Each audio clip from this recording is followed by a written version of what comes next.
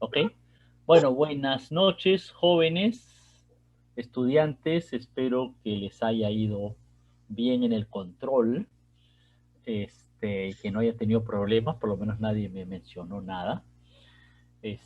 Así que espero que esto haya funcionado bien. Yo sé que ya deben haber visto los resultados. Luego, si alguien tiene alguna duda o discusión, bueno, ustedes saben que siempre hay lugar a reclamo. No les quiero promover que hagan reclamo, pero es su derecho. Así que también puede haber un error. Creo que no lo hay, pero en fin, por si acaso, ¿no?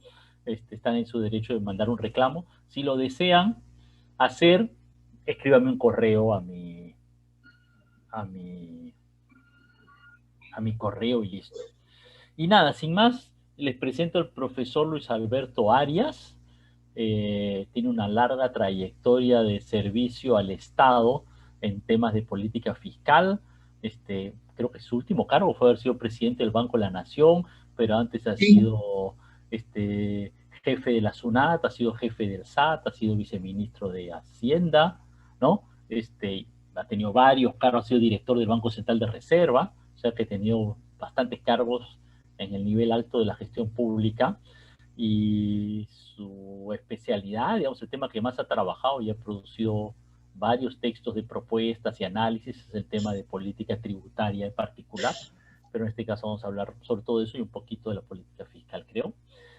Eh, y bueno, en realidad él ya ha hecho varios documentos como de balance de la política fiscal y propuestas, ¿no? Por eso en el sílabus originalmente había un par de los previos, ¿no? Uno que era en relación a la OCDE y otro el que hizo para el 2016, pero tenemos este más fresquito que acaba de terminar, que ni siquiera está realmente publicado, por eso dice como en prensa, creo, pero que ya es la versión definitiva, o sea que ya tenemos su permiso de circularlo, o no dio permiso de circularlo.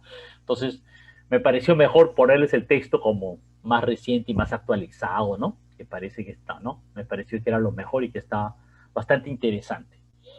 Y bueno, ha tenido la gentileza de estar acá con nosotros, entonces él va a hacer una presentación ahora, me ha dicho de unos, creo que como 45 minutos, 50 minutos, tómate el Alrededor, tiempo sí. que quieras, Luis Alberto, y de ahí hacemos participaciones de clase y el diálogo con el profesor Arias para conversar sobre el tema, ¿sí?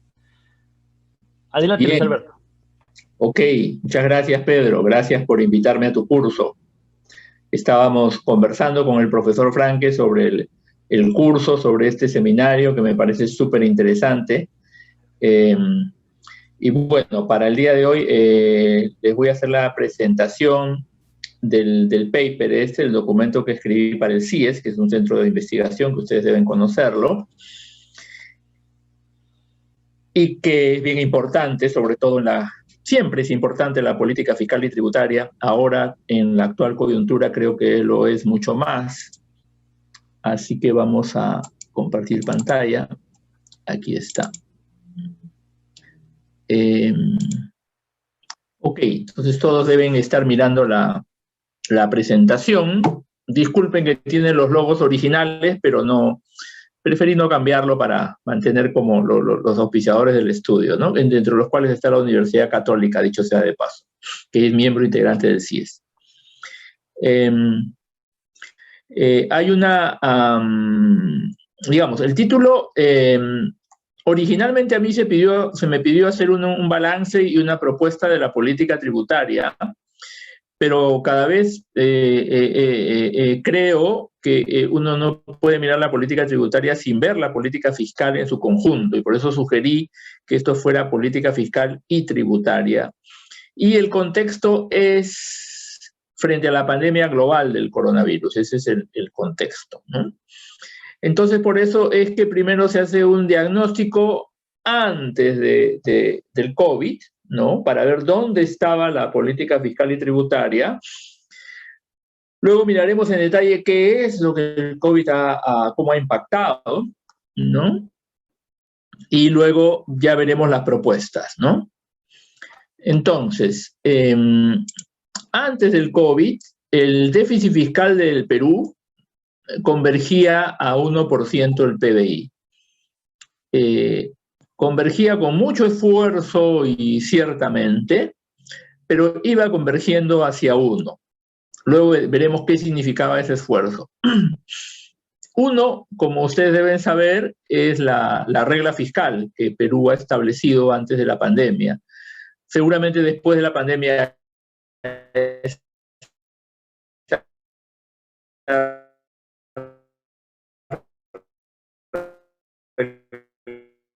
la fiscal podrá revisarse, pero antes de la pandemia. Y la deuda pública también tiene una regla que es de 30% del PBI. Y la deuda ya había empezado a crecer, como muestra el gráfico, ya había empezado a crecer a partir del año 2013, ¿no? Esta es la barra celeste. La deuda había empezado a crecer.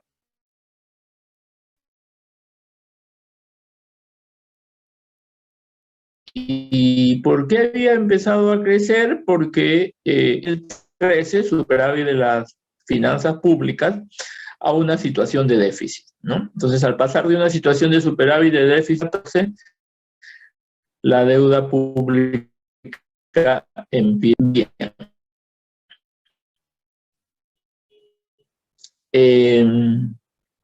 Con esos niveles que acabamos de ver, un déficit que converge al 1,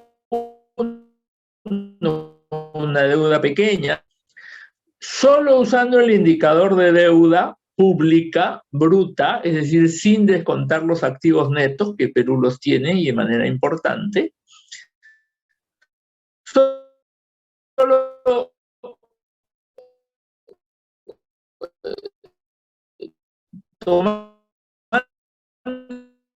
éramos realmente una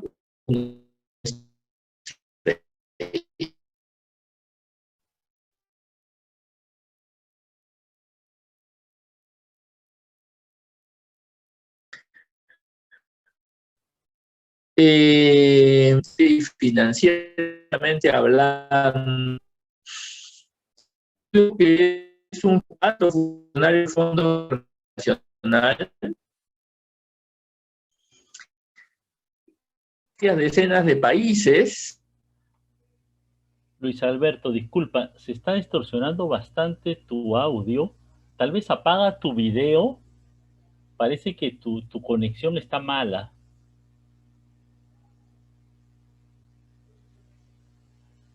Se nos fue.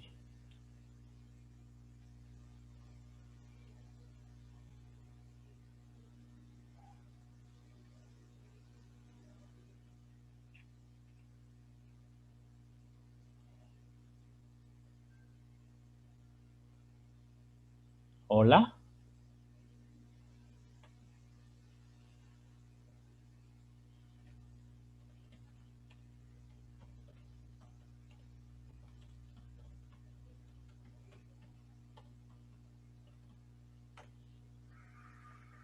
Esperemos un ratito, chicos, porque parece que la conexión está fallando. Todavía lo veo ahí, pero no lo oigo, ¿no? Ahora sí.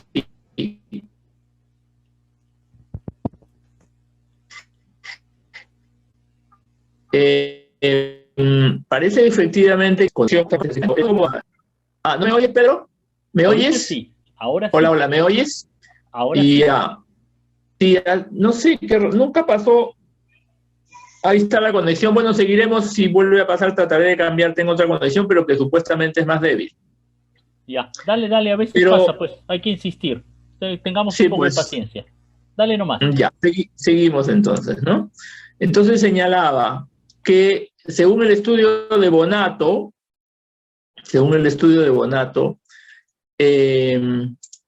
a ver un segundito, quiero un ratito, ok, según el estudio de Bonato, si uno mira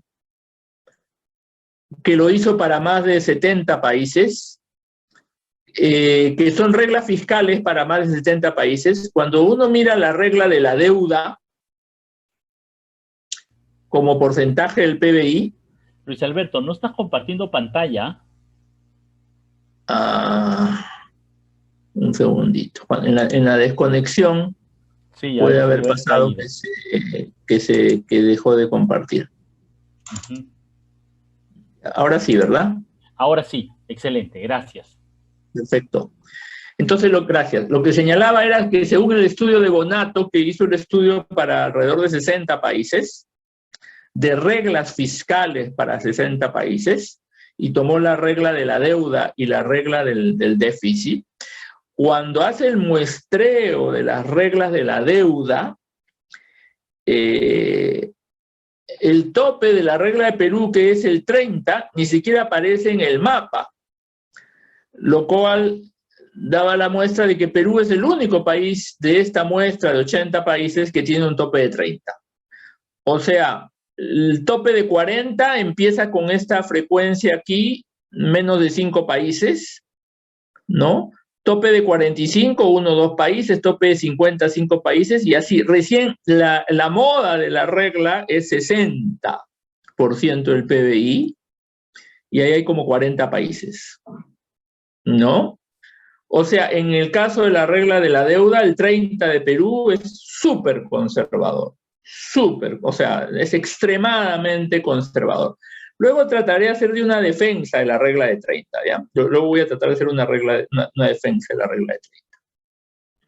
Con el caso de la regla del déficit del 1% ocurre algo similar, aunque hay países con tope de 1, son 2 o 3 países, ¿no? Porque hay una moda que es el 3%, que incluso se aplica para países de la OCDE, y es para más o menos 40 países, ¿no? Son como 60 países la muestra, no llega a 80, ¿no? Entonces, conservador. Hay dos hipótesis, ¿no? Y esa hipótesis se debatió en un seminario interno con profesores de la universidad, con funcionarios del MEF, con funcionarios del Fondo Monetario, con los representantes de las agencias de riesgo. Y ellos, digamos, en ese debate reconocen de que dado que Perú ha tenido una hiperinflación, precisamente ocasionada por problemas de déficit, entonces nos hemos ido al extremo, ese temor a la hiperinflación nos ha llevado a un extremo, ¿no? Esa es una hipótesis.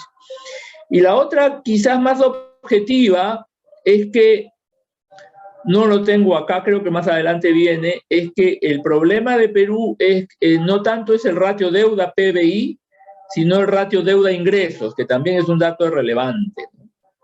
Entonces, la presión tributaria de Perú es tan baja que la deuda con relación a esa presión tributaria sí es elevada para países similares, digamos, de igual clasificación de riesgo. Por ahí viene una explicación. Eso lo podemos debatir luego.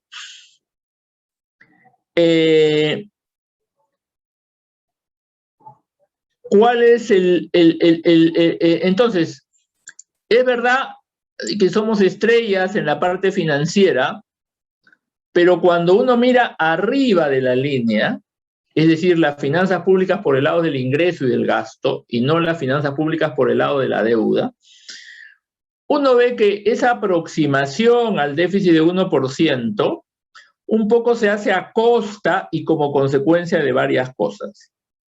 A costa, en primer lugar, del gasto social, y esto es evidente ahora con la pandemia, es decir, el gasto en educación, salud y protección social, porque el gasto social de Perú, que había llegado a un pico en el 2015, se estancó y disminuyó en los últimos 4 o 5 años. Y eso es particularmente preocupante si comparamos el gasto social de Perú con América Latina. Porque, por ejemplo, el gasto social en salud está en el 68% de América Latina, del promedio de América Latina. El gasto social en educación está en el 78% y el gasto en protección social, seguros de desempleo, programas sociales, está en el 54%.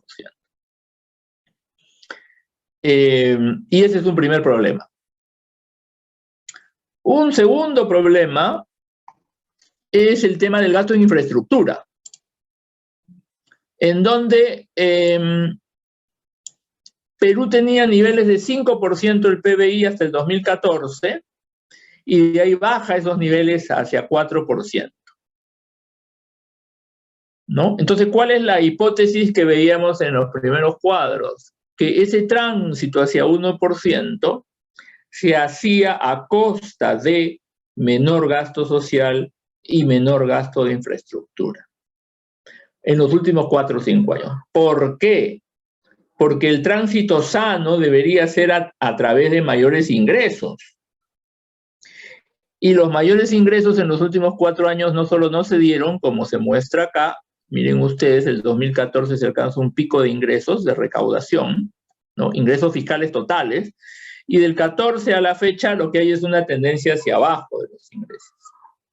Tanto de la franjita roja, que es ingresos por commodities, minerales, cobre, oro, como de la propia franja azul, que también va decayendo, ¿no?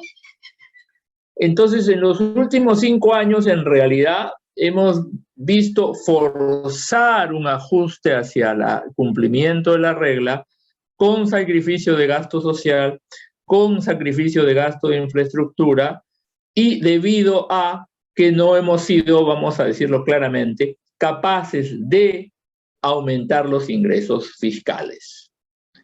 Uno podría decir de repente que no hemos sido capaces porque los ingresos fiscales están muy elevados, porque la carga tributaria es muy grande, pero el siguiente cuadro muestra que cuando uno compara los ingresos fiscales de Perú con el promedio de América Latina y ni siquiera con el promedio de la OCDE, que es la línea ploma, uno ve que los ingresos de Perú, que es la línea celeste, se aleja de la línea naranja, que son los ingresos promedios de América Latina, ¿no?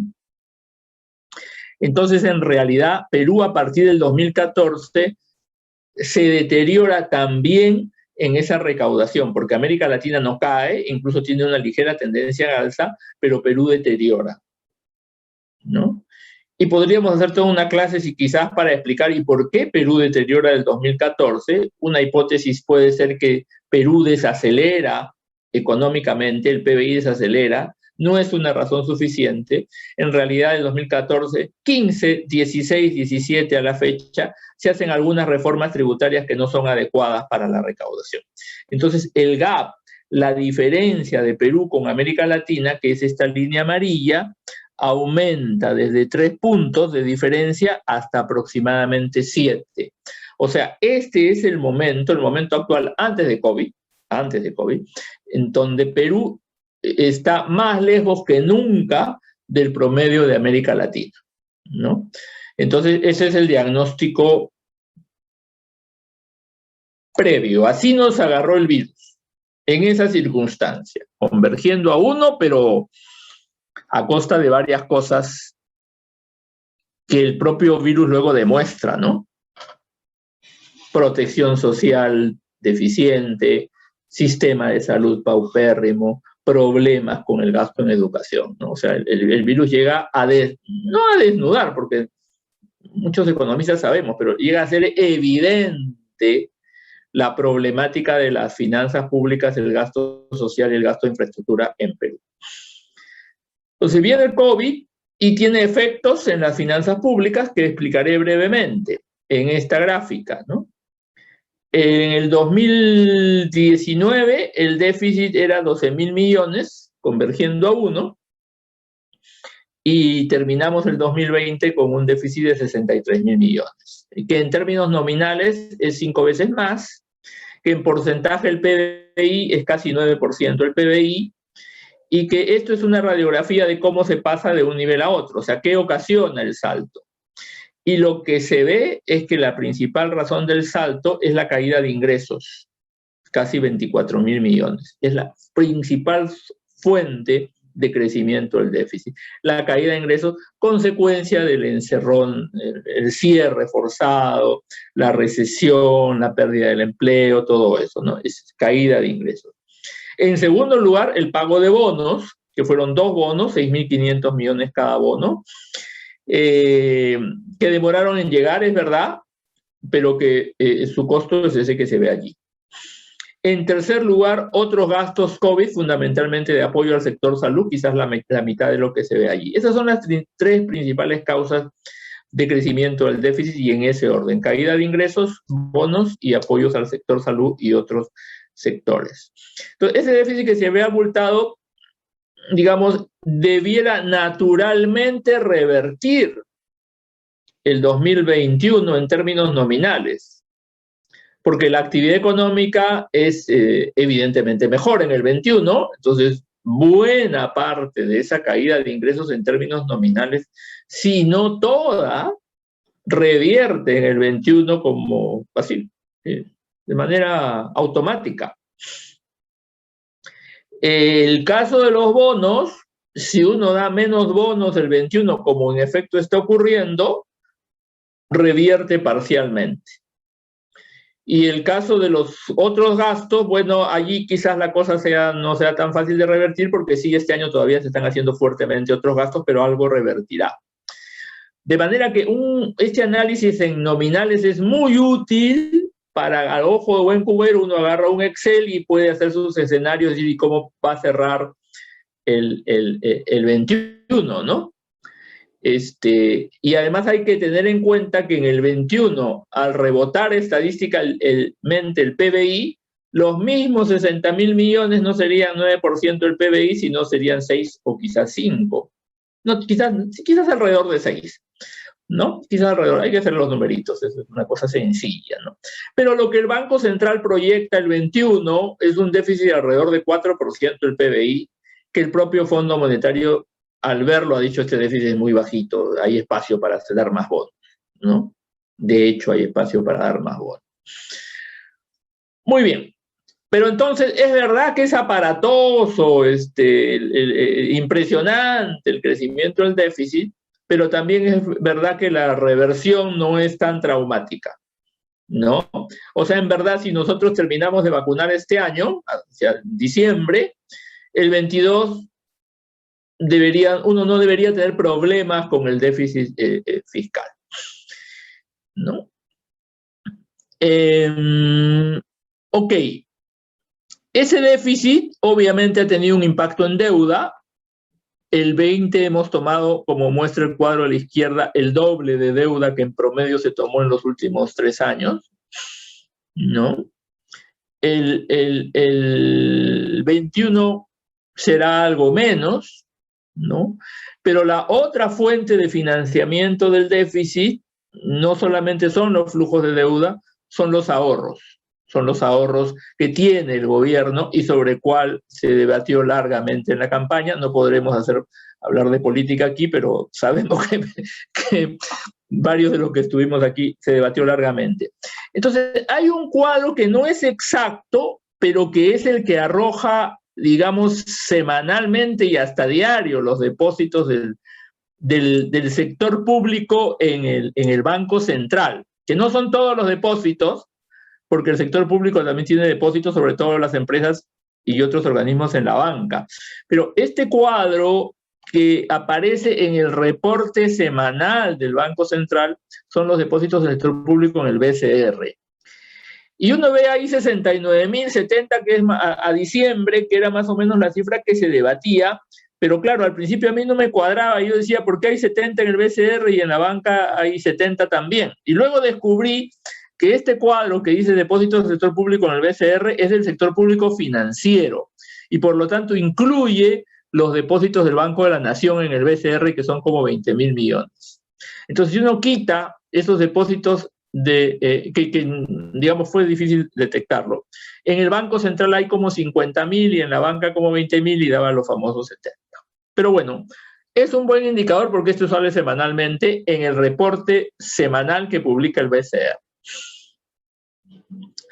Bien, esa era la situación, ¿no? Y ahora, bueno, viene y qué se hace de aquí para adelante, ¿no? ¿Qué opciones tenemos? Y ese fue el core, el punto central del trabajo, ¿no? Y se plantea, primero a manera de resumen, lo que ya he dicho, no voy a repetir mucho, ¿no? Una deuda pública que crece, pero no se va a acercar a 40, quedará en 35, 36. Ahorros del fijo que han disminuido y probablemente disminuirán más a este año, ¿no? Ingresos públicos que caen, pero que recuperarán. Pero lo más importante es lo estructural, porque pasado el COVID, estructuralmente el sistema de salud seguirá siendo igual de malo, la informalidad habrá crecido, la bancarización seguirá siendo igual de baja porque eso dificultó el pago de bonos, el sistema de pensiones con todas sus limitaciones, ¿no? Y sobre todo ausencia de mecanismos de protección del empleo. Entonces lo que está en azul es un poco como una guía de reformas que hay que hacer, ¿no?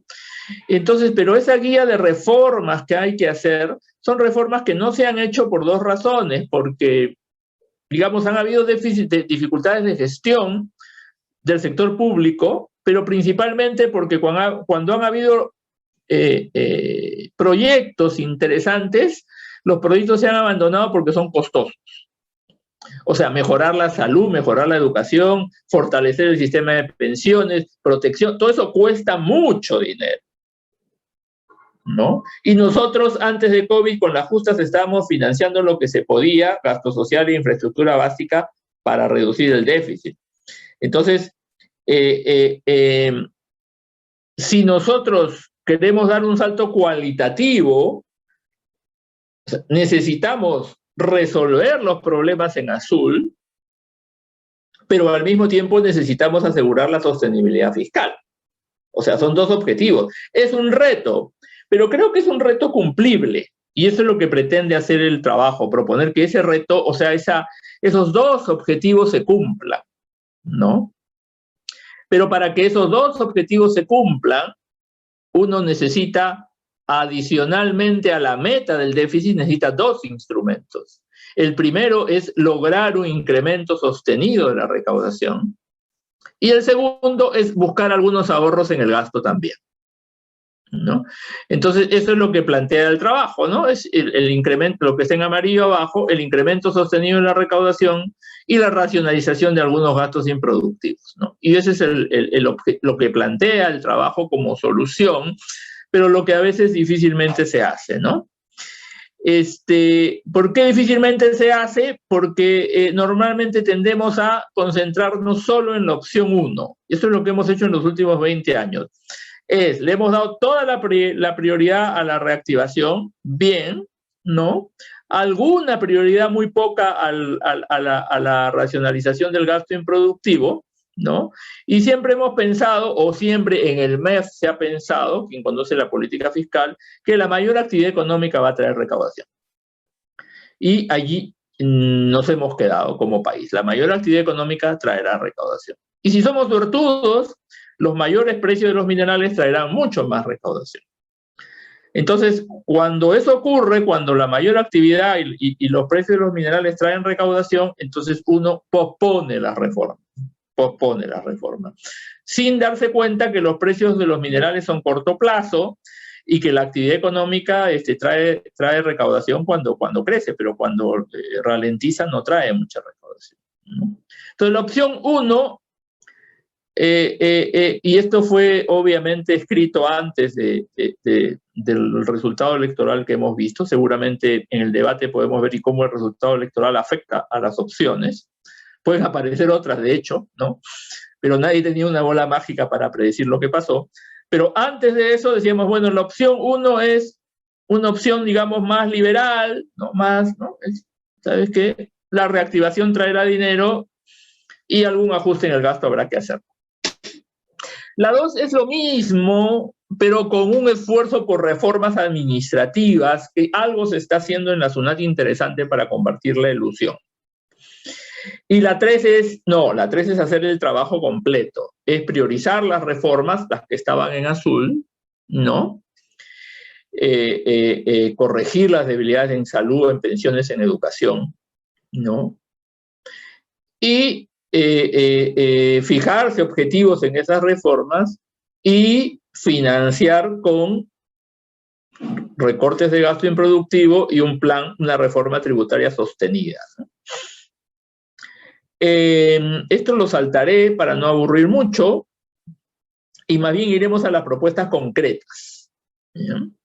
Que parten de un diagnóstico de los problemas específicos del sistema tributario.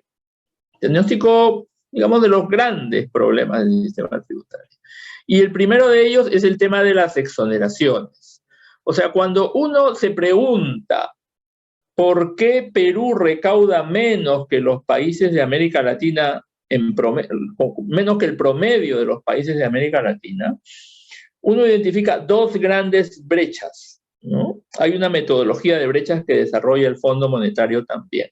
Una es lo que se llama la brecha normativa, que son los gastos, las exoneraciones, los beneficios que de manera discrecional y de manera deliberada ha otorgado los sucesivos gobiernos a lo largo de los años, ¿no? Y esos gastos tributarios tienen una metodología de medición, una metodología imperfecta, pero es una metodología que se aplica todos los años y se publica en el marco macroeconómico multianual. O sea, este cuadrito que resume los gastos tributarios en monto como porcentaje del PBI en el corto plazo y como potencial, es un cuadro que se elabora a partir del cuadro anual que publica el marco macroeconómico. Ahí está la fuente abajo. O sea, es cifra oficial. Y es la SUNAT quien estima el costo en recaudación año por año. Lamentablemente solo se estima el costo de recaudación, pero no se estiman otros impactos, ¿no? Y fundamentalmente no se estima, por ejemplo, el impacto en equidad, y no se estima si el gasto tributario tuvo como resultado el objetivo que se planteó. Entonces, este gasto tributario ha ido creciendo desde 1.90% del PBI a más de 2.24%. O sea, es creciente. Cuando es política expresa del MEF que sea decreciente, pero este va creciendo. Y como porcentaje de la recaudación también va creciendo, pasa de 12 al 16%, ¿no? Entonces, el problema con los gastos es que cuando se han hecho análisis de ellos, buena parte de ellos son regresivos, es decir, no benefician a los más pobres, y en buena parte de ellos no son transparentes, no sabemos las empresas, los contribuyentes que se benefician con estos gastos, ¿no? Entonces hay bibliografía que señala que el gasto tributario es equivalente a un programa social, y considerado como tal porque destina recursos a un sector, a un segmento de la población. Pero, digamos, no es que sea equivalente a un programa social. Quiero decir que debería evaluarse como se evalúa un programa social. Porque si destina recursos a segmentos de la población y de las empresas, debería hacerse el análisis de equidad. O sea, ¿está beneficiando a los más vulnerables? No está beneficiando a los más vulnerables. Un solo ejemplo. Las exoneraciones del IGB. Entonces, están exonerados los alimentos, buena parte de ellos. Están exoneradas las frutas, todas las frutas. Entonces, si uno hace un análisis de exoneraciones de alimentos y frutas por deciles de ingreso, ¿no? Hay un trabajo de Lacan que lo ha hecho, uno encuentra que buena parte de la exoneración beneficia a deciles de ingresos medios y altos, ¿no? Entonces, y no beneficia, por ejemplo, el caso de las frutas, tanto a los deciles de bajos ingresos, ¿no? Entonces, si uno aplicara ese destino de recursos al gasto social, entonces uno diría, y entonces esto tiene unas filtraciones enormes, porque es una política pública que está beneficiando a alguien que uno no desea beneficiar. Entonces, hay algunas sugerencias para corregir eso. Luego, hay un alumno que desea admisión, no sé quién tiene el control, Pedro, ¿tú o yo? Ah, ya lo admitiste, perfecto. El otro gran problema... Ya está admitido. Sí, la otra gran brecha es la evasión. Elevación. Y aquí hay dos cuadros en donde se muestra la evasión del IGB y la evasión del impuesto a la renta, ¿no? Y en el caso de del IGB, estamos hablando de una evasión que hoy supera el 30%, o al 2018 superaba el 30%. Y en el caso del impuesto a la renta empresarial estamos hablando de una evasión, también de acuerdo con cifras oficiales, porque estos estudios de la evasión los hace la SUNAT todos los años y se publican en la web del MEF. En el caso del impuesto a la renta estamos hablando de una evasión del 48%, casi el 50% y estable en los últimos 11, 12 años, ¿no?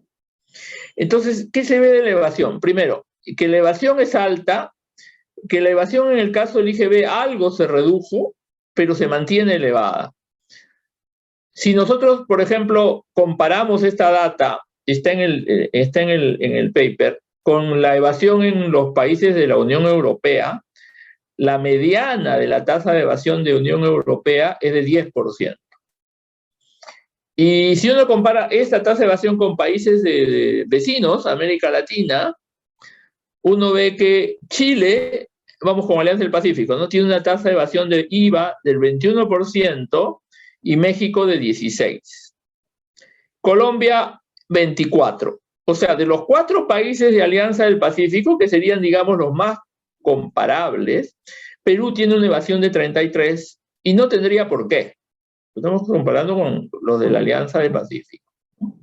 Entonces, Perú debiera estar como Chile, como México, ¿no? Y no debería ser complicado si hiciera un programa concreto, con medidas concretas, con acciones, con monitoreo.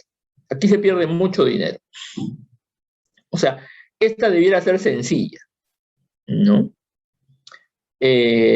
Paréntesis, cuando en los 90 se hace la reforma de la SUNAT, la presión tributaria era mucho más baja, pero el plan de la SUNAT se concentró en aumentar la recaudación del IGB, que en ese momento era 1% del PBI, y con una evasión bordeando el 80 o 90%, y en 5 años se aumentó de 1 a 7% el PBI, al año 96 se llegó a 7, y ahorita estamos en 7, un poquito más, 8 quizás, ¿no?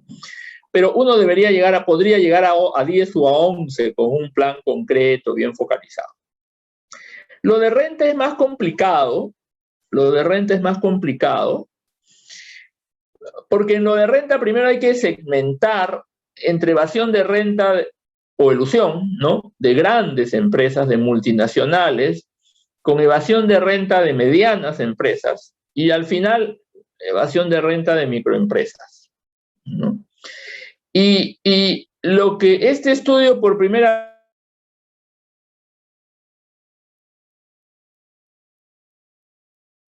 vez cruza es los estimados de evasión de renta que se hacen en el país con los estimados de evasión que se hacen en el teléfono, y como mi conexión es por teléfono, eso a veces pasa, se puede haber cortado un poco, pero creo que me están siguiendo. Con evasión... Se cortó un poquito, pero no mucho, ¿eh? Sí, cuando entró la llamada, y ahorita puede entrar y se vuelve a cortar. Eso es Pero bueno, decía que en el trabajo se hace una consistencia entre la evasión de renta que estima la SUNAT año a año con la evasión de multinacionales que hace un estudio de la OCDE y lo hace por países, ¿no? Primero, expliquemos qué cosa es la evasión de multinacionales.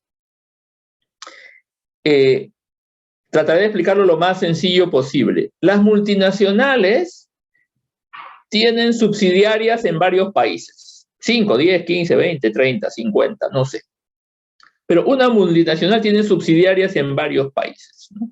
Una multinacional textil fabrica textiles en 20 países, fabrica en la India, en Perú, en Colombia, en Guatemala, en Honduras, en muchos países, ¿no es cierto? Entonces, esa multinacional, cuando tiene que pagar impuestos, lo que le preocupa a la multinacional es el monto total de impuestos que paga a nivel global, o sea, la multinacional. Y hay países en donde la tasa de renta es 35. Hay países donde la tasa de renta es 30. Otros 25, otros 10 y otros 5, y quizás 0. Entonces, la multinacional tiene como estrategia optimizar su pago de renta a nivel global. O sea, tratar de que sea lo más pequeña. Entonces, la multinacional lo que trata de hacer es que sus pagos, las utilidades en los países de alta tasa sean las menores. y las utilidades en los países de tasa baja sean las mayores, con independencia de dónde esté produciendo. Porque yo puede ser que esté produciendo en un país que tiene bajos costos y me conviene allí, pero no me conviene por el lado tributario.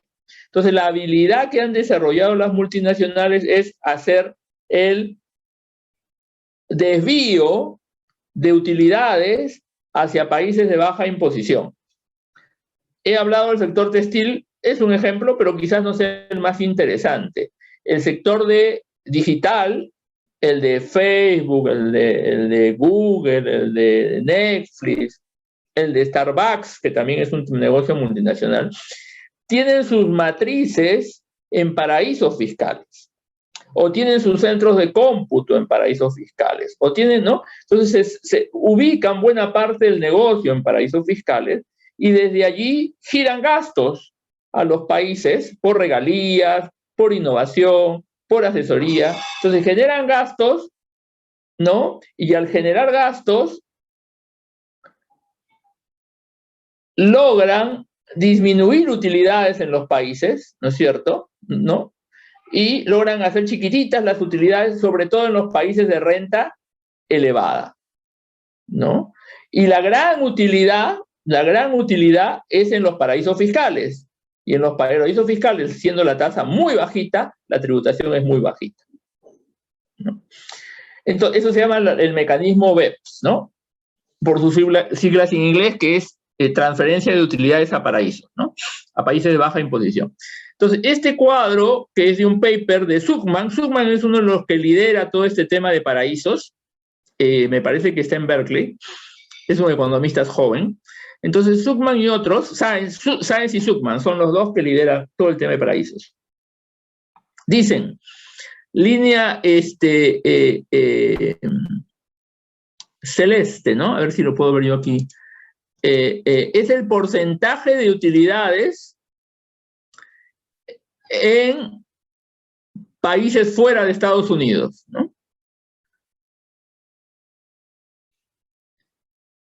¿En qué países? En los 7 paraísos fiscales más grandes, ¿no? Entonces, del total de las multinacionales americanas, en el año 2000, el 30% de las utilidades estaban declaradas en paraísos fiscales. En el año 2019, eso ha crecido al 60%. Entonces, todo lo que está haciendo la OCDE, tiene un programa enorme. No empezó en el 2000, habrá empezado en el 2011, 10 años, para evitar este comportamiento de traslado a paraísos. No tiene impacto, es lo que dice el paper de la fuente, está abajo, lo pueden leer. No tiene impacto, no tiene impacto. Y por eso, y seguramente por eso, ahora hay una nueva propuesta mucho más interesante que está en el paper sobre la tasa mínima global del impuesto a la renta, que la podemos conversar al momento del diálogo. Bueno, pero ¿qué se hace en el paper? Entonces, como este paper tiene una estimación gruesa, pero estimación al fin, para el impacto de ese desvío en los países emergentes, si uno compara la estimación que le hacen a Perú por este fenómeno con la evasión total, este fenómeno explicaría el 50% de la evasión total del impuesto a la renta. Lo cual pone de relevancia dos cosas: que la evasión de multinacionales es bien grande, pero segundo, que su corrección está casi fuera de las manos de Perú. Ok. Entonces, entonces son los dos grandes problemas, ¿no? Las exoneraciones y la evasión. Entrando ya más a casos específicos y mucho más domésticos. El problema de Perú específico es su baja de recaudación de impuesto a la renta personal, ¿no? Que se hizo todo un trabajo interesante para hacerle un crecimiento sostenido desde 2005 hasta el 2014, más o menos. Y que podía haber seguido creciendo esto si seguía haciéndose el relativamente buen trabajo y estar hoy día en 2.5. pero a partir del 2015 se hicieron reformas inexplicables en el impuesto a la renta personal, ¿no? Entonces mellaron más su débil base, mellaron más su equidad, se hicieron reformas que también podríamos debatirlas en detalle, o están comentadas en el paper también, ¿no? Una de las cosas que se hicieron fue, se introdujeron nuevas deducciones que no forman parte del estándar. Por ejemplo, se permite deducir en renta de personas, hoteles, gasto en restaurantes, gastos por honorarios médicos y los aportes a salud también. ¿Cuál era el objetivo? El objetivo fue que el MEF dijo, bueno, en hoteles, restaurantes y honorarios médicos hay mucha evasión, entonces si se permite a las personas naturales, cada vez que compren, deducir parte de la factura, eso va a hacer que todo el mundo empiece a pedir facturas en hoteles, restaurantes y el recibo por el honorario. No he visto un estudio, y sería importante hacerlo, que muestre cuál ha sido el impacto en evasión de eso, pero sí se ve en renta que la recaudación se cayó.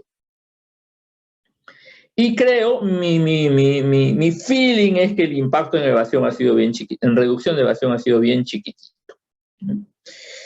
Esa fue una reforma, ¿no? Y la otra reforma fue un cambio en la escala que tampoco fue adecuada desde mi punto de vista. Y el segundo problema con renta, que ya es estructural, es que cuando uno mira renta de personas, uno las divide en dos grupos. La renta de fuente personal, o no, las rentas del trabajo, salario, o en relación de independiente también, el salario, el honorario, y las rentas del capital. Y las rentas del capital son las rentas que uno hace por ganancias de capital, por dividendos, por intereses. ¿Me olvido de alguna? No, esas son las tres más importantes, ¿no? Entonces, esas rentas en algunos países no se distinguen de las rentas de salario, se suman nomás. En otros países se hace una distinción, y en esos países en los que se hace distinción, la tasa de Perú es 5%, la tasa de Chile es 17%. Y ahí están las tasas de los otros países. Entonces, claramente esa tasa de Perú es muy baja y eso hace muy regresivo el impuesto. ¿Cuál es la explicación de esto? Tiene su historia. Perú no grababa rentas de capital. Entonces, un exministro de Economía, Carranza, dijo, ya, yo quiero grabar rentas de capital, pero vamos a empezar con 5. Y empezamos con 5, pero nos quedamos en 5. Estamos en 5, ¿no? Entonces, deberíamos ir subiendo eso al menos gradualmente. Es la propuesta, ¿no? Porque esto, digamos, esto es sumamente inequitativo. ¿Por qué? Porque si uno mira, y lo puede hacer a partir de la ENAO, algo sale. La composición del ingreso en los deciles 1 y 2, compárela con la composición del ingreso en los deciles 8, 9 y 10. En el 8, 9 y 10 es 100% rentas del trabajo, o del 5 para abajo es rentas del trabajo, pero del 2 para arriba es fundamentalmente rentas del capital. Entonces, a los deciles medios y bajos los grabamos con una tasa que va hasta 30, y a los deciles altos los grabamos con una tasa que es 5, ¿no? Entonces, y esto no solo ocurre en el Perú, esto ocurre en muchos países, incluso cuando la tasa llega a ser 17 o 20, ¿no? Esto es un problema serio. Y el otro problema serio son los impuestos a la propiedad. El típico impuesto a la propiedad es el predial, es un impuesto eficiente, es un impuesto equitativo, pero que en Perú recauda muy poquito, muy poquito. En Perú recauda el predial 0.23, eso es un quinto del PBI.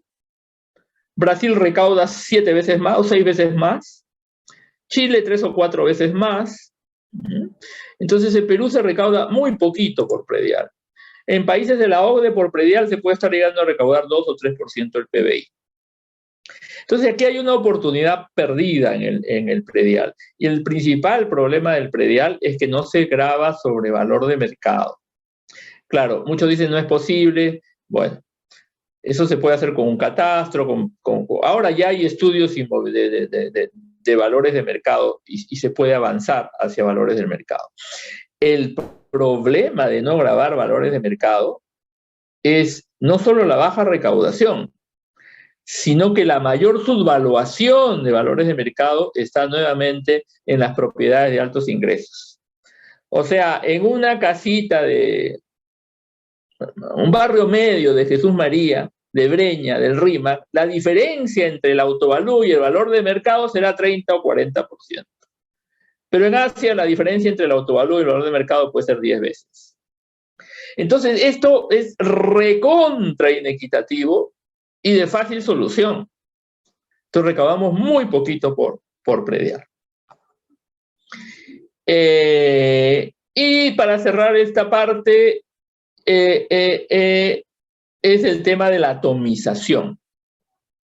Tenemos 3 regímenes para microempresas, para promover a las microempresas. Esos 3 se superponen, permiten arbitrajes tributarios, es decir, elegir el régimen para el chiquito que me permite pagar menos, pero permite también evasión, porque las empresas medianas se dividen. Y entonces el problema del Perú, y obviamente tiene un impacto sobre productividad enorme, ¿no? Entonces, esta gráfica muestra que las empresas que tributan según el régimen general, ya antes de una reforma que se hizo con el MIPE, que es la línea amarilla, estaban estancadas ¿en cuánto? En 600.000. El MIPE las hizo llevar a 300.000. O sea, que empresas que tributaban con formal ahora tributan con MIPE, y las empresas que crecen son las del RER, la del RUS. Entonces somos un país que solamente produce empresas chiquitas, no produce empresas medianas y grandes. Y eso es un problema serio para la productividad, además de afectar el cumplimiento, la evasión.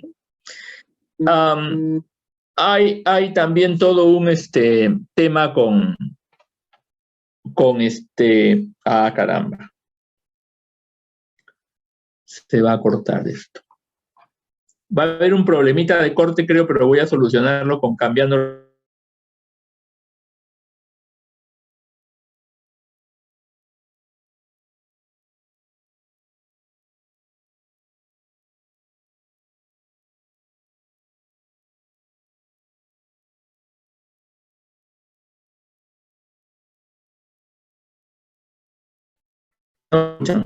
De corte.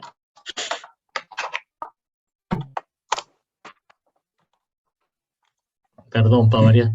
Creo que sí, se te ve ahora, Luis Alberto. Creo que ya estás de regreso. A ver, a ver. ¿Me escuchan? ¿Me escuchan? Sí. Ah, perfecto, ha pasado a la otra señal. Bacán. Sí. Ya estamos cerrando, bueno, sí, unos 10 minutos. Muy bien. Entonces, entonces hay problemas, en resumen, serios con el sistema tributario, profundos, transversales, las exoneraciones, la evasión, el tema de renta, el tema del predial, el tema de la atomización. Y entonces esto requiere pues una reforma. Eso requiere una reforma, ¿no?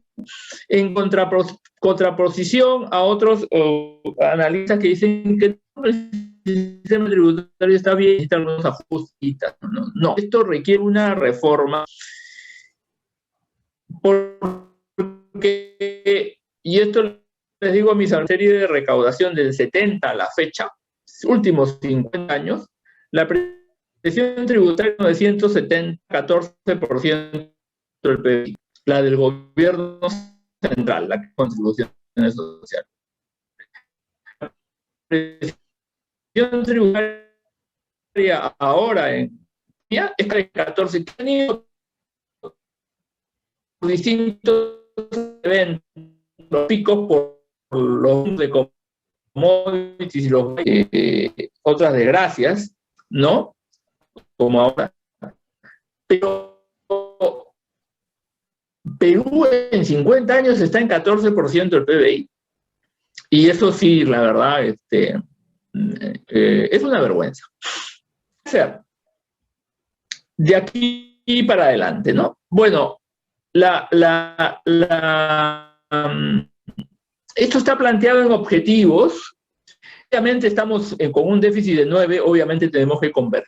Pero para converger, y eso ya es consenso, no puede ser retornar a las reglas fiscales anteriores, ¿no? Sería tonto, ¿no? La convergencia tiene que ser a nuevos límites más razonables, ¿no? Y esos nuevos límites más razonables con una presión tributaria mayor todavía permitiría un espacio mayor para el déficit y para la deuda. Entonces tenemos que converger, pero a límites razonables, ¿no? El segundo objetivo, y esto es importante porque le da justificación a lo que se haga en materia tributaria, es que también hay que hacer una reestructuración del gasto público.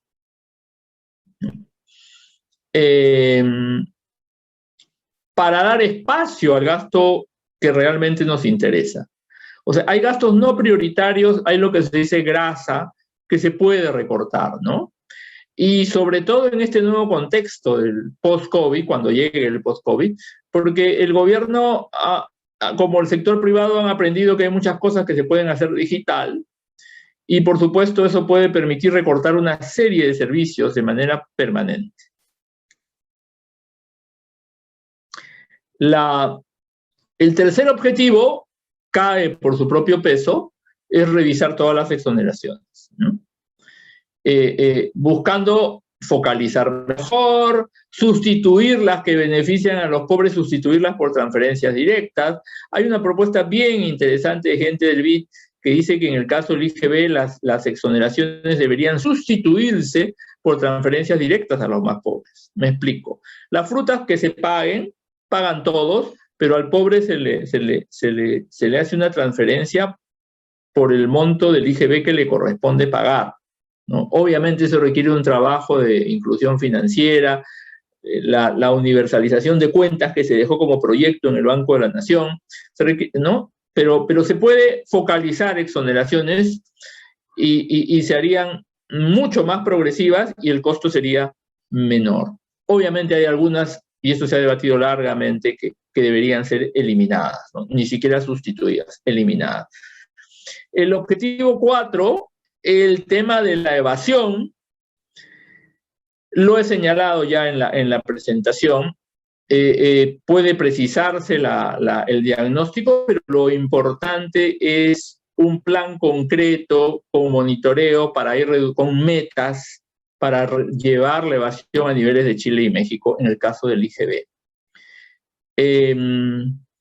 Y luego hay un tema con el IGB digital, a los bienes digitales y a la prestación de servicios digitales que Perú no está cobrando y que cada vez está perdiendo más dinero porque ahora con la pandemia pues todo se está digitalizando.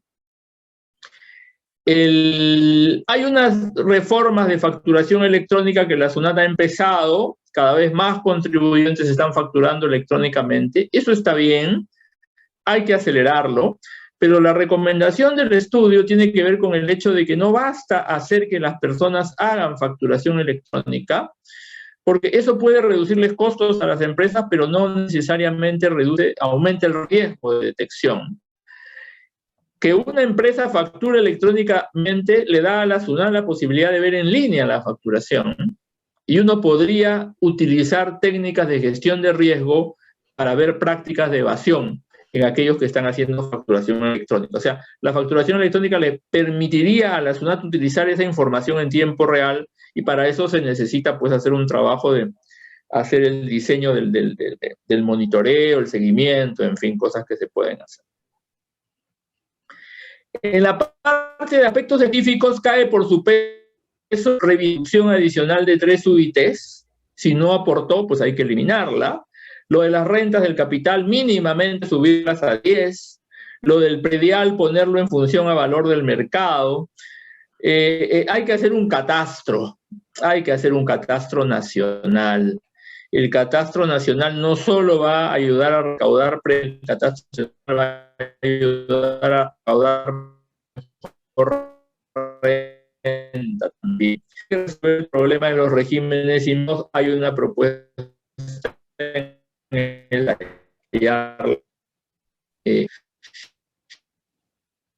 Y luego se quedó para el final, en dudas me ofrece por estos temas. Tiene que ver con seguridad social, no el trabajo de la universalización, porque plantean los especialistas. No se le está La escuchando universalización está el tema de Luis Alberto, cómo se financia el audio está malo ahorita. ¿Está malo? A ver, voy a ver. Sí, el último minuto, digamos, el audio se te ha fallado un poco. Quizá corta tu video.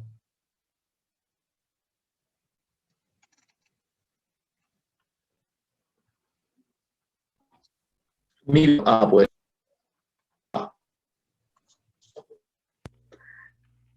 Ahí me escucha, me escucha. Más o menos. A ver, corta tu video mejor.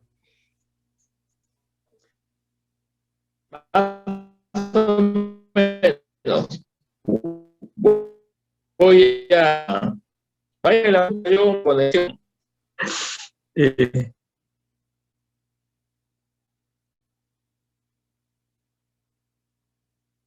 Esperemos un instante nuevamente, chicos. Creo que está cambiando de conexión. Ya estamos por terminar, creo, esta parte de la exposición. Que hay el diálogo. El profesor Ares es el que más sabe de estos temas tributarios, creo. Bueno, tal vez de los que más sabe, pero el que más ha escrito, me parece, sobre política tributaria en el Perú. Entonces, su opinión es bastante bien formada, digamos, ¿no? Tiene una opinión bastante... Hola, hola, Pedro. Adelante, Luis Alberto. Sí, hola. Hola. ¿Me escuchan allí? Sí, ¿mejor? Más o menos. Te sugiero que cortes tu video, porque a veces el video dificulta un poquito la voz, el audio. Ya. Ahí. Ahí está un poco mejor, creo. Ya. Incluso voy a finales solamente porque ya es el financiamiento. Se revisa una propuesta que hace el Levi para y que tiene que ver con la desvinculación del financiamiento de la parte del salario.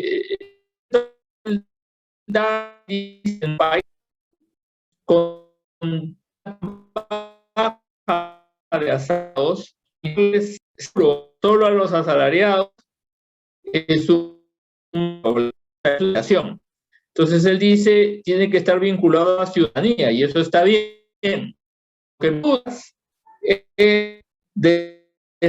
Para los forros el aporte del 9% y sustituirlo por un impuesto general, ¿no?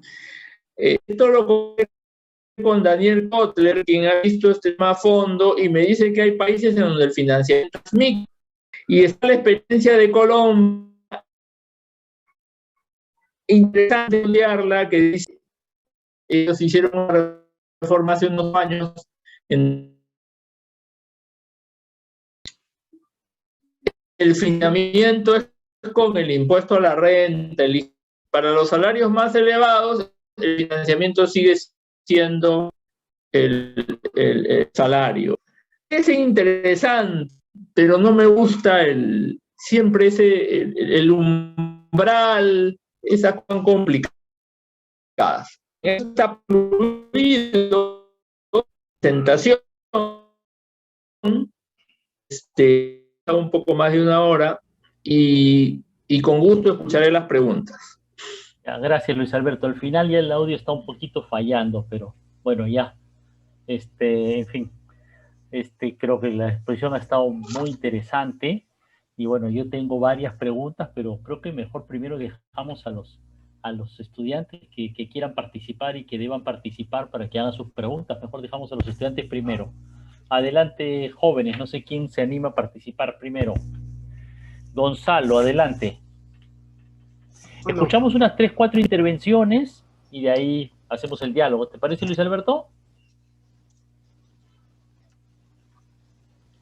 De acuerdo. Adelante, Gonzalo. Sí, sí, me escuchan, ¿no? Bueno, ante todo, buenas noches, profesores. Mi pregunta era más sobre lo de las tributaciones, los paraísos fiscales, como escuché.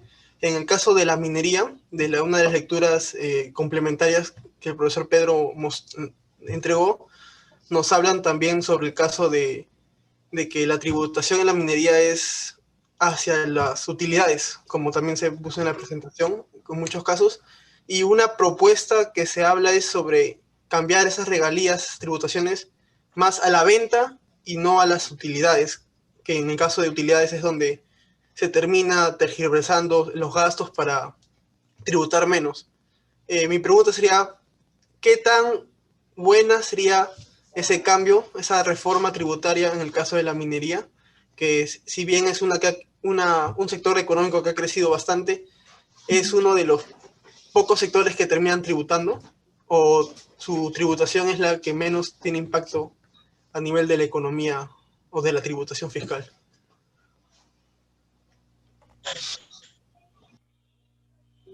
Interesante. ¿Alguien más? Creo que te refieres al trabajo que ha hecho César Flores con José de Chávez, ¿no? De discusión de la tributación minera. Podemos Ajá, sí. discutirlo luego un poco más, ¿no? Sí.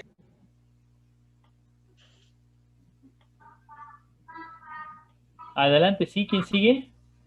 Arturo, adelante Arturo. Sí, ¿qué tal? Buenas noches, profesores y compañeros. Mi pregunta más iba por el lado de que hay una relación siempre entre las inversiones y la tributación, que es inversamente proporcional, ¿no? A más impuestos, mayor tasa impositiva usualmente, o más regulación suelen haber menos inversiones, ¿no? Y eso es algo que me preocupaba, porque si hablamos de que tenemos que reducir la evasión o eliminar o reducir también las exoneraciones, se debe plantear una reforma, ¿no? Y dentro de los antecedentes hay, por ejemplo, este último en los que el sector agroindustrial explotaba a los trabajadores, tenía utilidades muy grandes y aún así no quería cumplir, ¿no? Tenía exoneraciones creo que del 15% y no pagaba el 29.5% que le correspondería, ¿no? Por tener utilidades grandes. Y en ese sentido se negaron a hacer, ¿no? A proceder a hacer esta reforma. El Congreso también fue obstruccionista por la normativa institucional, etcétera, ¿no? Ese es un antecedente, digamos. El otro es el de la norma 16, que hubo hace unos años con el motivo de fiscalizar y hacer más transparente, ¿no? Los aportes, porque en promedio las empresas privadas solamente suelen contribuir con la mitad de lo que deberían, ¿no? Que representa entre el 3 y el 5% del PBI en los últimos años. Por lo tanto, si es que ya tenemos estos antecedentes en los que se ha querido fiscalizar o hacer reformas y no se ha podido, a largo plazo, ¿qué nos garantiza que sí justamente las empresas o los grandes poderes económicos exonerados o van a acceder, en todo caso, a tributar más como se debe, ¿no? Como es debido, a someterse a la fiscalización, a los acuerdos internacionales, a levantar y decir que el secreto bancario no es algo constitucional, ¿no? Por ejemplo. O sea, además, ¿cómo afectaría esto a las inversiones? ¿Se verían limitados o tendrían miedo estas empresas? ¿Saldrían del país? ¿Habría una fuga de capitales? Es mi pregunta. Gracias Arturo. A Mariluz. Sí, buenas noches, profesores. Mi pregunta, o bueno, mi preocupación era esto. Bueno, de acuerdo a la exposición del profesor Luis Alberto, efectivamente tenemos más empresas pequeñas dentro de nuestra economía. Y ya de acuerdo a las exposiciones anteriores, sabíamos de que esas empresas incluso eran las menos productivas, pero que a su vez también producían más empleo que las empresas grandes incluso.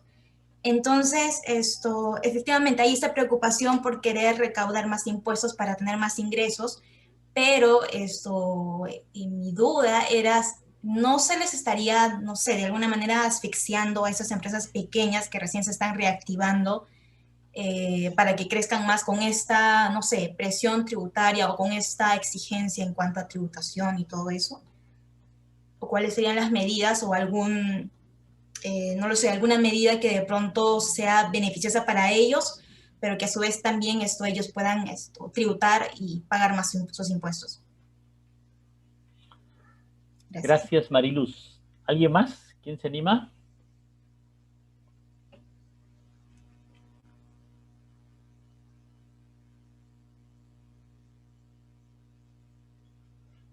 José Araujo, adelante. Buenas noches. Bueno, es claro que se debe hacer una nueva reforma para el incremento de los ingresos públicos, como lo dijo, y la racionalización del gasto público. Pero el nuevo gobierno va a tener esta tarea, pero creo que un factor importante también debe ser la implementación. Para la implementación de esta nueva reforma, es esperar a que exista una continuidad de las autoridades, ¿no? Como usted lo dijo en su texto. Entonces mi pregunta es, ¿qué medidas se podría implementar para que no haya esta falta de continuidad y así poder hacer una nueva reforma? Interesante. ¿Alguien más?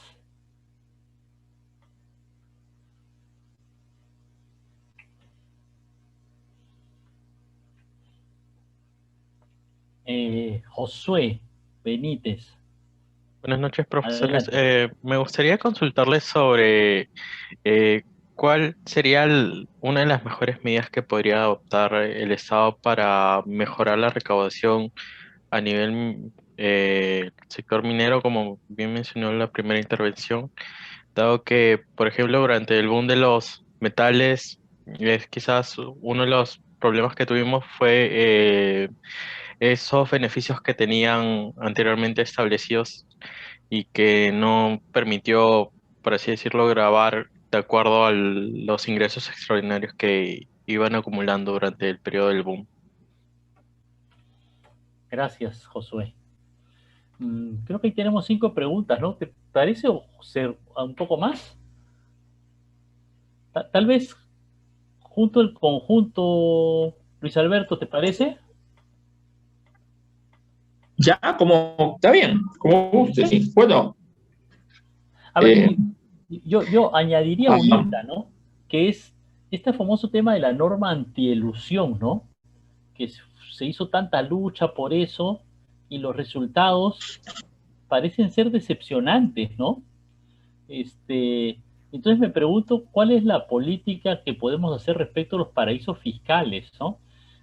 Me da la impresión que esta idea de como la coordinación internacional con la OCDE y estos grandes acuerdos multilaterales, como que fuera una cierta, no sé si llamarlo como promesa incumplida o que es algo que va muy lento. Y me pregunto si es que no se pueden tomar políticas más fuertes, ¿no? Que es como, bueno, ¿por qué a las empresas domiciliadas en paraísos fiscales no se les puede poner un impuesto adicional, digamos, ¿no? Que el impuesto al repala a la distribución de utilidades al exterior sea más grande o algo así, ¿no? En fin, esa sería mi pregunta para entrar al tema. Ya. Ok. Gracias a todos por las preguntas, bien importantes, ¿no?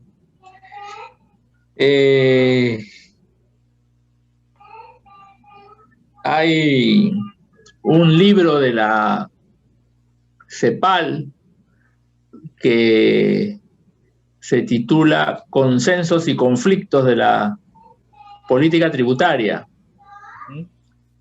Y podría decir que todas o casi todas las preguntas planteadas están dentro de los conflictos. O sea, no están dentro de los consensos.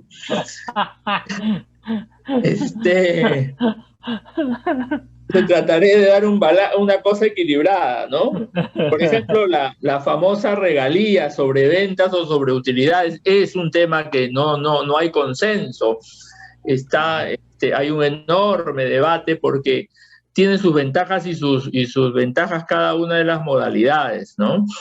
La principal ventaja de la tributación sobre la regalía sobre ventas, y de hecho Chile está en este momento debatiendo en el Congreso una regalía sobre ventas en lugar de la regalía sobre utilidades.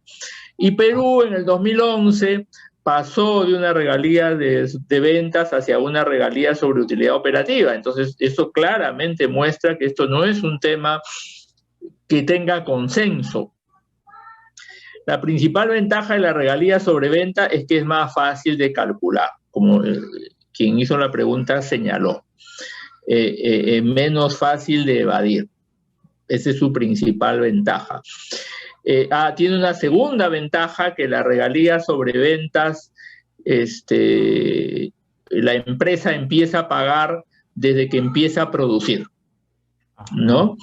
Son dos grandes ventajas, ¿no?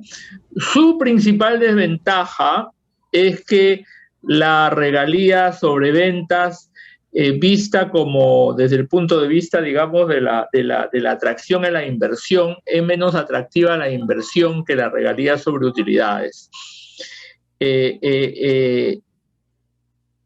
Y en periodos de precios bajos, es menos atractiva precisamente porque en periodos de precios bajos la carga tributaria de una regalía sobre ventas es una carga bien elevada, ¿no? Y los proyectos, digamos, que tienen, bueno, esas son las ventajas y desventajas de la regalía sobre ventas. La regalía sobre utilidades, convertida a una regalía sobre utilidad operativa, ya no es tan difícil de calcular como la regalía sobre la utilidad propiamente dicha. Una utilidad operativa es ventas menos costos operativos, eso es más sencillo, ¿no? La principal desventaja es que uno la empieza a pagar probablemente 2 o 3 años después, ¿no?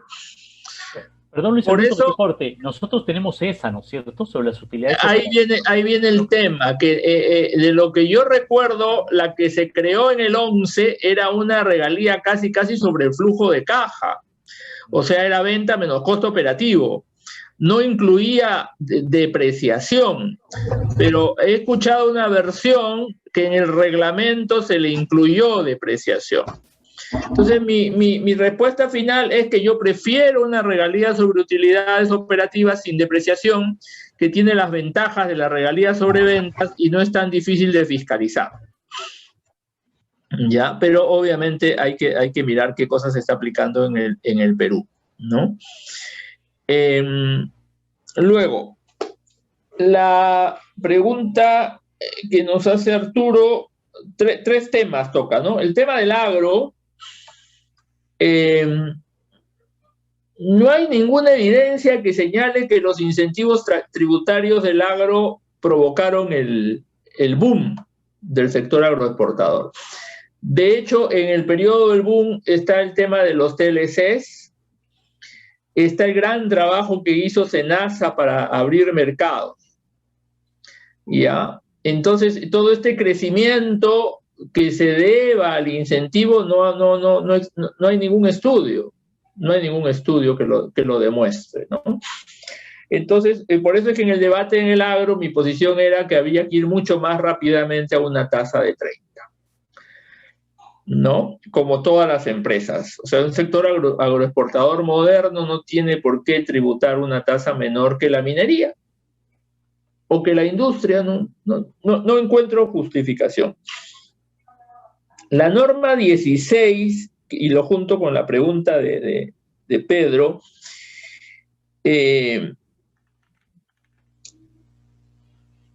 es una norma que le permite a la SUNAT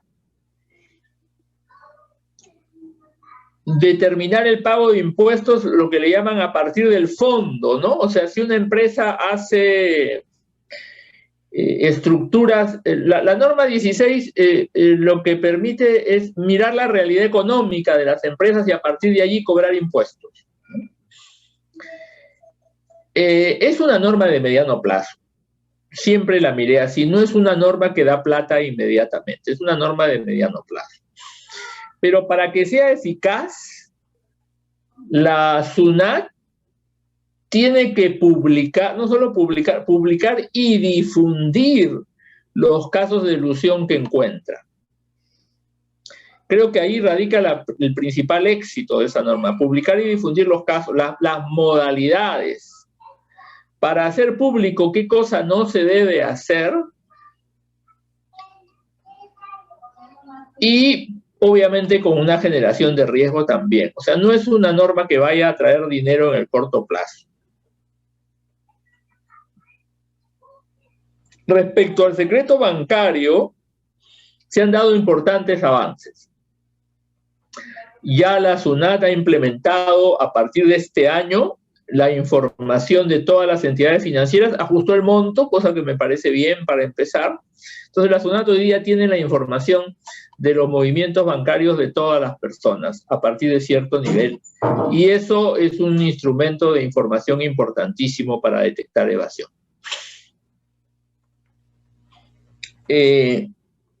Con respecto a las microempresas, también es un tema de conflicto enorme, ¿no?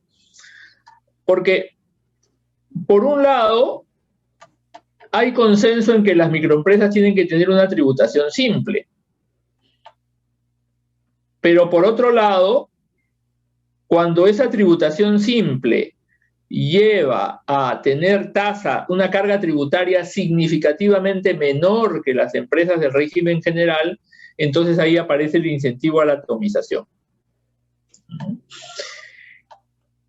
Yo creo que la principal dificultad para las microempresas, en el caso del impuesto a la renta, por ejemplo, una microempresa por su bajo nivel de productividad difícilmente va a tributar impuesto a la renta porque difícilmente va a hacer utilidades.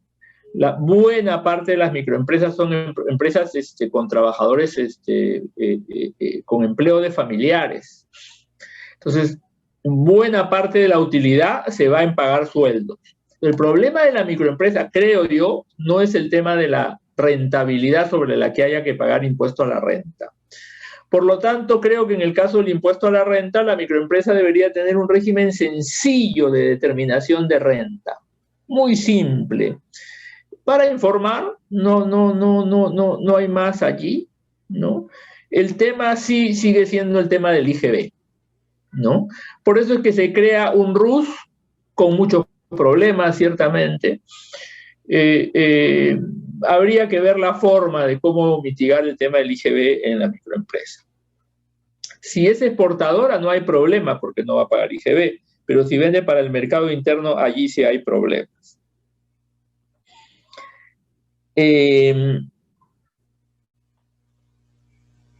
Para implementar estas reformas, se menciona en el paper, es verdad, como una restricción el tema de continuidad de autoridades. Esto es un tema que afecta a todo el sector público, la alta volatilidad de autoridades. O sea, ministro, viceministro, director general, es un tema en general. Las instituciones que mejor caminan, o digamos las que se señalan como modelos, son aquellas que tienen pues una estabilidad de sus funcionarios, ¿no? Que tienen meritocracia, ¿no? Gerentes en la SBS, gerentes en el BCR pueden estar 5 o 10 años, le dan continuidad a las políticas.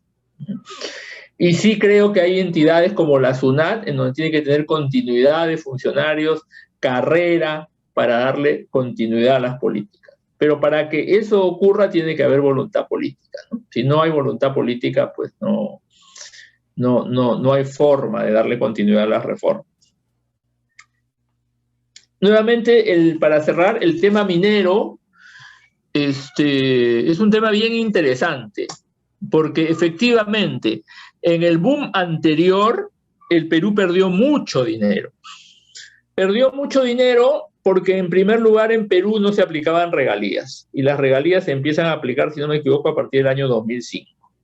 Pero en el papel, porque en ese momento las empresas tenían convenios de estabilidad jurídica, administrativa, todo un gran debate. En resumen, las empresas grandes no pagaron regalías en el anterior boom minero. Fue muy raro que una empresa minera grande pagara regalías, no pagaron. Solo empezaron a pagar regalías a partir del año 2012, cuando ya el boom estaba extinguiéndose, ¿no? El segundo tema con Perú es que Perú no tenía un impuesto especial a la minería, aparte de la regalía, que captara, algunos le llaman la sobreganancia, otros la utilidad adicional. Perú no tenía un impuesto especial a la minería. Ese impuesto recién se aplica a partir del 2012, cuando el boom está de bajada también, ¿no? Y muchas empresas mineras en el boom anterior tenían el tema de la depreciación acelerada, de la reinversión de utilidades. Es decir, si invertías hasta el 80% de la utilidad, eso estaba exonerado de renta. Y por más que ese beneficio se anuló en el 92, 93, ese beneficio lo tenían, según las mineras, en sus contratos de estabilidad jurídica. Entonces, en el boom anterior, que sí se recaudó dinero, no podemos negarlo, pero se debe haber recaudado, por decir un número grueso, 100, y se habrán perdido 100, porque el régimen peruano era muy débil, y combinado con los convenios de estabilidad, más débil aún, ¿no? Entonces, se recaudó, pero se pudo recaudar muchísimo más en ese boom, ¿no? En este nuevo boom que parece que está apareciendo, Perú está mejor preparado. O sea, hoy hay los convenios de estabilidad ya terminaron todititos. Y los que se estén firmando, no sé si se estén firmando, se firman con las nuevas reglas. O sea, para este nuevo boom hay regalía, no será sobre ventas, pero hay regalía, hay un impuesto especial a la minería, nadie tiene beneficio por reinversión. Entonces, lo único que quizás queda es el tema de la depreciación acelerada, que Perú tiene 20, pero Chile tiene 33, ¿no? Entonces, este nuevo boom ya está dando plata, enero, febrero, marzo, no tengo los detalles, pero ya está dando dinero. Y además, en este nuevo boom, el nivel de producción de cobre, por ejemplo, es el doble que en el boom anterior, porque ha entrado Toromocho, ha entrado la ampliación de Cerro Verde, ha entrado Las Bambas. O sea, si estos precios del cobre se mantienen 2 o 3 años, va a haber mucho dinero, fiscalmente hablando. Va a haber mucho dinero.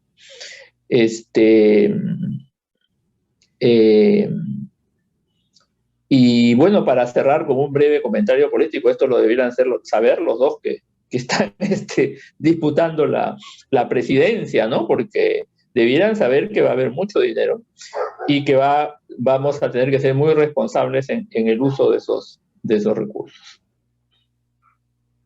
No sé, Pedro, si hay una siguiente ronda.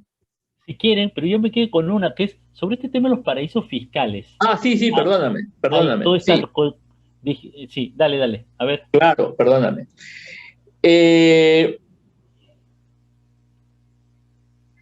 Como he señalado, muchas multinacionales desvían utilidades hacia los paraísos. Lo hacen con mecanismos sofisticadísimos. Perú ha desarrollado, y otros países, reglas para evitar el desvío, pero son reglas insuficientes. O sea, por ejemplo, hay reglas que dicen que determinados contratos deben ser informados, los precios deben ser los precios de mercado, lo que se llama todas las reglas de precios de transferencia. O sea, hay mucha legislación antiparaíso que usa Perú y otros países. Ajá. Pero son reglas insuficientes para combatir. Ellos tienen la sartén por el mango, ellos optimizan es bien difícil que un país unilateralmente pueda luchar contra ese desvío de utilidades. Es bien difícil. Por eso es que hay un grupo en donde estamos Zuckman, estos economistas que he comentado, Ocampo, Stiglitz. Es un grupo interesante que ellos han creado, y ellos son los ideólogos de lo que se llama el impuesto a la renta mínimo global. Ajá. Entonces, ¿qué dicen ellos? Basta que, por ejemplo, Estados Unidos diga que el impuesto a la renta que sus multinacionales van a pagar, las estadounidenses, es 20%, como mínimo. Entonces, no interesa si ellos desvían a paraísos, la tasa efectiva del impuesto sobre utilidades es 20%. Y Estados Unidos lo puede hacer. Lo puede hacer. ¿No? Entonces, una multinacional, si mediante operaciones de desvío está pagando 10% de carga efectiva, los 10 puntos de diferencia lo tiene que pagar al Tesoro de los Estados Unidos. Ajá. Entonces, uno puede decir, pero bueno, solo Estados Unidos se va a beneficiar. No. Y esto lo dicen claramente este grupo, porque si la multinacional americana haga lo que haga, va a pagarle la diferencia al fisco americano, entonces ya no le conviene hacer lo que hace y se beneficiarían los países emergentes. Y Janet Yellen ha hecho suya esa propuesta y al menos en su declaración, no sé si esto lo ha concretado en un proyecto de ley al Congreso, ha hecho suyo este mecanismo, ¿no? Entonces hay ahí una luz, que sería la única forma. La única forma. La única forma. Chévere. Ok, muchas gracias. Excelente, gracias. No sé qué opinan, chicos. A ver, ¿alguien tiene más dudas, preguntas, opiniones? Arturo, adelante. Sí, una pregunta chiquita nada más respecto al impuesto a la riqueza. O sea, ¿qué tan factible sería, dado que hay muchas reformas también pendientes? ¿Complementariamente ayudaría en el corto plazo de una manera muy efectiva? Recogemos varias igual, ¿no, Luis Alberto? Para hacer la última, ¿ya? Creo, ¿no? De acuerdo. Sí. De acuerdo. Andrés, adelante. Sí, una pregunta que se me había quedado era, ocurrió en el gráfico que mostró en el PPT, ¿pasó algo del 2007 al 2008 para que la tasa de evasión del IGB bajara tanto? Porque creo que bajó como un 10% o algo así en la gráfica que mostró. Y también, con respecto al problema de recaudación de impuestos a la propiedad, dice, en el texto que leímos decía que era una de las razones era que había un control débil de las municipalidades. ¿Eso se debe a que el país es centralizado?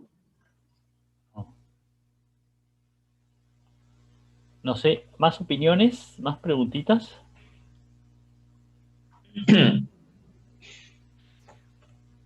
Yo quisiera añadir una pregunta a lo que comentó Arturo. ¿Considera que el impuesto a las riquezas en nuestro contexto podría implicar una fuga de capitales?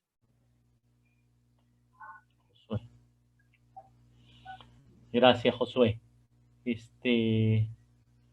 No sé, ¿alguien más se anima?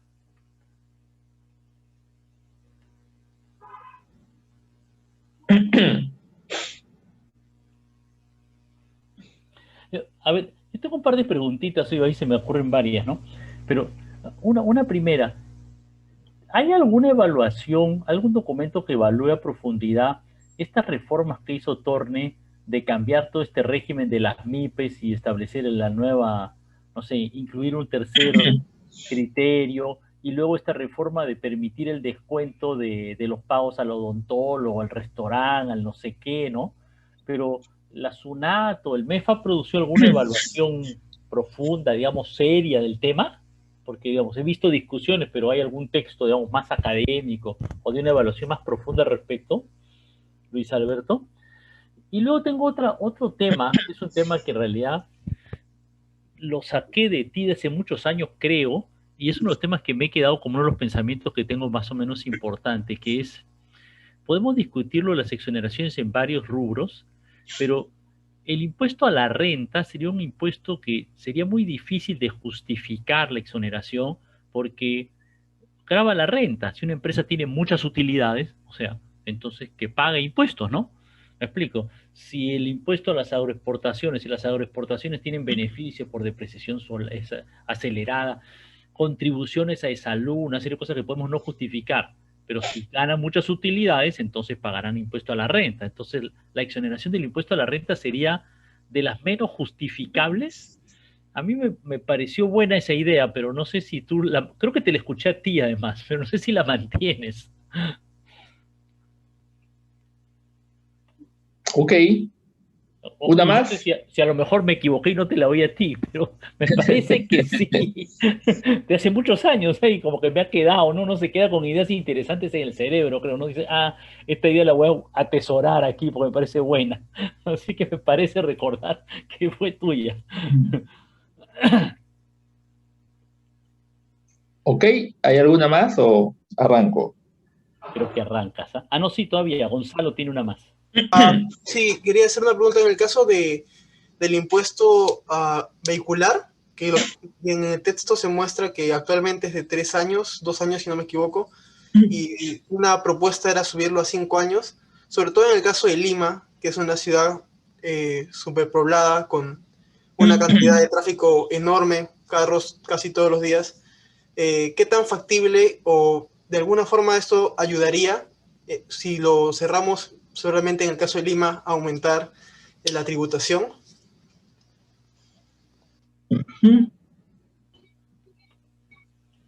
Ok, muy bien. Igualmente, ¿no? O sea, preguntas bien interesantes. Empecemos con el tema del impuesto a la riqueza. Esto yo ya públicamente adelanté una opinión. El impuesto a la riqueza o el impuesto al patrimonio, conceptualmente es una idea adecuada, ¿no? Conceptualmente, ¿no? Ahora, obviamente el gran debate será la tasa, ¿no es cierto? Obviamente el gran debate será la tasa. Mi preocupación es más pragmática, ¿no? Es más pragmática en el sentido de que, como hemos visto en la presentación, nosotros tenemos amplio espacio para aumentar la recaudación en los impuestos denominados directos, que es el impuesto a la renta de las personas y el impuesto predial también a las personas, ¿cierto? Estos dos impuestos son impuestos eficientes, son impuestos equitativos, son impuestos clásicos que todos los países los tienen. Y ambos explican buena parte de por qué el rendimiento en los impuestos del Perú es menor que el promedio de América Latina y mucho menor que países de OCDE. Entonces, pragmáticamente, yo creo que Perú debiera mostrar esfuerzos y resultados en estos dos impuestos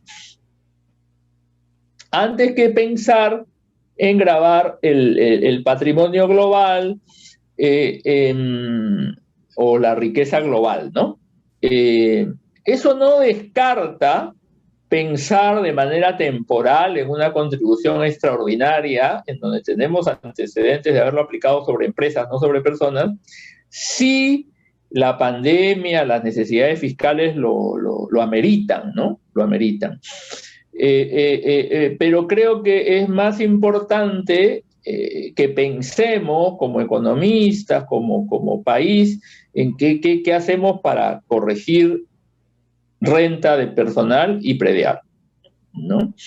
Incluso puede pasar a veces que uno pone algo como medida muy efectista, el impuesto a la riqueza, y se olvida de lo otro, y lo central está en lo otro, creo yo.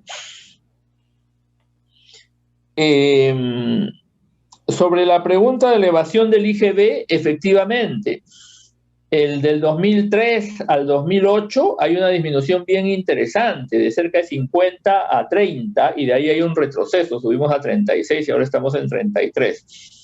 Esa disminución que se da en el periodo 2003-2008 coincide con el boom de minerales, coincide con el crecimiento de la economía, lo cual hace presumir, y es lógico, que en épocas de crecimiento es más fácil bajar la tasa de evasión que en épocas de recesión, ¿no? Y eso ocurrió así, ¿no? Lo cual no quiere decir que no sea imposible en estas épocas, no en este momento de pandemia, pero digamos post pandemia, diseñar un plan para seguir bajando la evasión. Será más difícil hacerlo, pero sí posible. El tema del predial, que se hace mención en el trabajo como causa de la baja recaudación, una es la que he señalado en la presentación, que es el tema del diseño, ¿no? El valor de mercado, el diseño. Otra es la parte de la administración tributaria, o sea, de la debilidad de muchas municipalidades para recaudar. En esto, mi experiencia del SAT fue bien interesante. Cuando llegamos al cercado de Lima, la tasa de morosidad del predial era 70%. Y con un buen trabajo, un buen registro, cuponeras, buena asistencia, buena imagen de la alcaldía, se logró bajar la tasa de morosidad en 4 años al 30%, la tasa de evasión, ¿no? Cuando SAT hizo convenios con La Victoria y con ATE, las morosidades en esos distritos eran enormes, ¿no? Entonces, esto ha ido mejorando con reformas que se han ido haciendo en varias municipalidades, en Lima y en otras ciudades. O sea, con pequeños esfuerzos se puede mejorar la recaudación del predial, eso no hay duda, ¿no? Claro, en las municipalidades más chiquititas, sin recursos, ya eso es más complicado. He tenido oportunidad de visitar varias municipalidades chiquititas, y no solamente aquí, en otros países, y entonces ahí la recaudación es el que llega buenamente a tocar la puerta de la municipalidad y vengo a pagar predial. Ese... Hola. Sí, hay alguien, espérate, voy a bajar aquí hay alguien que se ha quedado con el audio. Ah, ok. Ya, dale, ya lo desafié. Entonces decía que en las municipalidades más pequeñas el cumplimiento es totalmente voluntario, ¿no? O sea, es el que llega y quiere pagar, paga, pero no hay un rol activo del municipio de cobrar el impuesto, ¿no? Ahora, esa es en la primera parte, pero luego viene una segunda parte que requiere fiscalización, o sea, la subvaluación de propiedades en el predial, en metraje, en materiales de construcción, en otras instalaciones que no se declaran. Eso ya requiere un trabajo de fiscalización importante y que municipalidades como la de Cercado, Miraflores, San Isidro, Surco hacen, ¿no?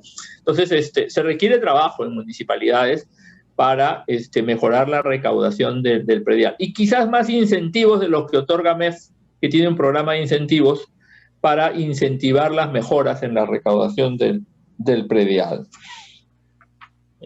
Eso va con el plan de incentivos municipales, ¿no? El programa de incentivos municipales que se llama, ¿no? Sí. Luego, las reformas de Torne sí hizo reformas importantes con lo de las MIPES y con lo de las deducciones. No hay evaluación de las mismas, ¿no? No hay. Hay los impactos que muestro en la recaudación, pero no hay una evaluación de las mismas. Por lo menos no hay evaluación pública. No sé si la SUNAT lo haya hecho.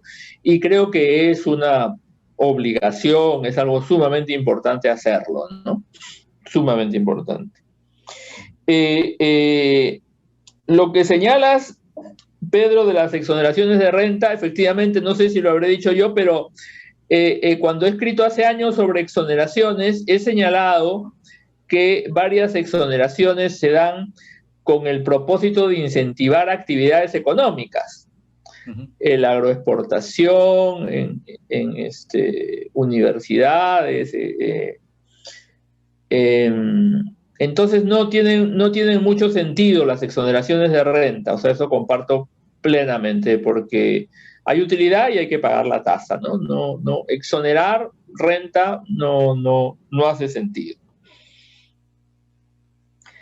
En el vehicular, la propuesta que vengo haciendo desde hace años es que, como en todos los países de América Latina, el vehicular debe gravar a todos los vehículos. Y si se grava sobre el valor, si el vehículo está viejito, pagas muy poquito en realidad, pero pagas, ¿no? Pero siempre ha habido problemas, digamos, de decisión política para aumentar la base del vehicular. Entonces, lo que yo he propuesto como una forma de que esto sea gradual es que cada año se aumente un año a la base, ¿no? Y entonces así vamos avanzando y entonces se va ampliando la base del vehicular. Y para terminar, está el tema de me permiten, de si, digamos, en general, porque hubo una pregunta que no contesté, tiene que ver con los desincentivos que se puede generar con subir las tasas para atraer a la inversión, o desincentivos de estos controles antielusivos. Está acá anotado. O también que un impuesto a la riqueza pueda traer salida de capitales. Hay un principio general de la tributación que tiene que ver con las tasas moderadas, ¿no? Impuestos patrimoniales hay en buena parte de los países desarrollados. Regla antielusiva es de aplicación en todos los países ahora que han, de la OCDE y en muchos países más. Pero aquí costó regalías, ni se diga, ¿no? Pero aquí cada una de estas reformas pues cuesta bastante introducirlas, ¿no? La última, la regla antielusiva, no debió tardarse tantos años y por eso también los resultados demoran, ¿no? Entonces, en la medida en que los ajustes, las reformas que se hagan sean coherentes con la práctica internacional, eso no debería traer ningún problema a la inversión privada, eso no debería tener ningún problema con salidas de capitales. O sea, en la medida en que se cumplan dos principios, sea práctica, sea estándar internacional y sean tasas moderadas, no debería haber ningún problema para hacer las reformas que en general hemos conversado y intercambiado puntos de vista esta noche, ¿no?